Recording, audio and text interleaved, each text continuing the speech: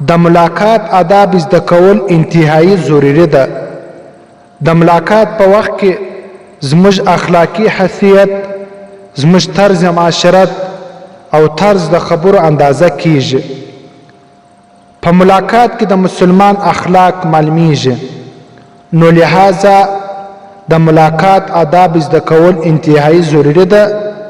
د ملاقات آداب څوارلس دانې دي.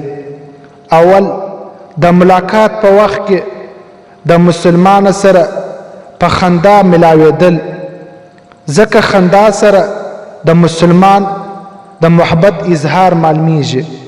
دویم، سلام اچول، السلام علیکم ورحمت الله وبرکات ویل. نور پالتو الفاظ استعمالول نه دي پکار.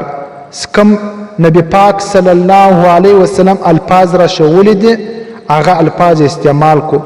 داغه څخه بعد خیر عافیت پښتنه وکړو، د مزاج پښتنه وکړو، د کور والا خیر عافیت معلوم کو. داغه څخه بعد دریم، کله چا سره ملاویږي صفا کپړې اغوستل پکار دي. په ګنده او خراب کپړو کې کلل نه دي پکار. څلورم، کله د یو مسلمان د ملاقات اراده وکړي پر خپل وخت به ورځي، بیا وخت به نه ورځي چې د ده کوم کار دی هغه ور خراب کړي. پنځم، چې کله د چا سره ملاویږي په ښه محبت او په ښه خندا سره استقبال کول، او بیا د هغه په عزت سره کښېنول، او د هغه سره ستا څومره تواضع او څومره عاجزي هغه ورښکاره کوه.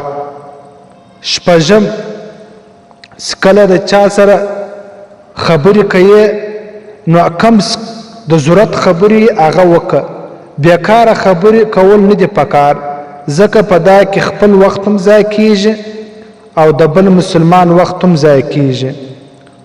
اووم، کله د چا سره ملاویږي نو دته ورسیږي د کور دروازه به روټکوي، اجازت په اخې د هغه څخه بعد به بیا سلام وراچوي.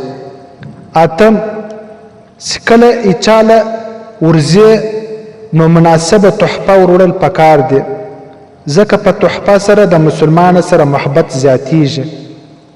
نم، کله د چا سره ملاو سي څومره ممکنه هغه خبره کوه، او که چیرې د سپارش خبره راسي جایز سپارش وي، دینی سپارش نو هغه پر کول پکار دي. خامخا چاته امید ورکول نه دي پکار چې ستا څومره وسي ستا په طاقت کې د مسلمان ضرورت پر کول هغه ضروري ده. لسم، کله ستا ته څوک راسي او هغه په مواظب انداز سره ستا ضرورت پوره کړي او ضرورت بیان کړي نو په آخر کې شکر ادا کړه. او کله ستا سزي او په ښه خوښي سره د دې استقبال وکړه، د رخصت کړه.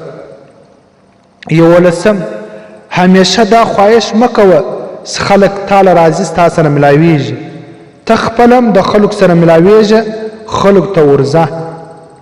دولسم، د ملاقات په وخت کې چې کله د مسلمان سره ملاویږي د هغه مسلمان پر مخ یا په ژوره یا پر کپړو باندې داسې مناسبه شی پروت دی هغه لرې کوه، ځکه په دا سره د انسان حسن سلوک اخلاق معلومیږي.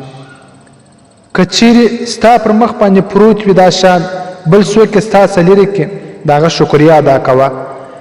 دیارلسم، ماخستن په وخت کې که چیرې چاله راځي نو د هغه د آرام لحاظ به ساتي، در ډیره به نه کښېنې، چې څومره وس طاقت دې کېږي خپل ضرورت او خپل کومه خبره چې دې پوره کړله ژر در ژره ولاړېږه د هغه د کوره څه. څوارلسم، که چیرې څو کسانان سره ملاو سي د چا ملاقات لره ولاړ سي نو د خبرو په دوران کې هغه ستا کم ملګري ستا سره کللي دي هر یوې خبرې ته به توجه ورکوي او اهمیت به ورکوي. داسې نه سته په خپلو خبرو باندې خبره تمامه کړي، د هغو خبرې نظر اندازه کړي، بلکې هر یوه ته به په ښه متوجه سره ګورې او د هر یوه خبره به اورې او بیا به فیصله پر کوې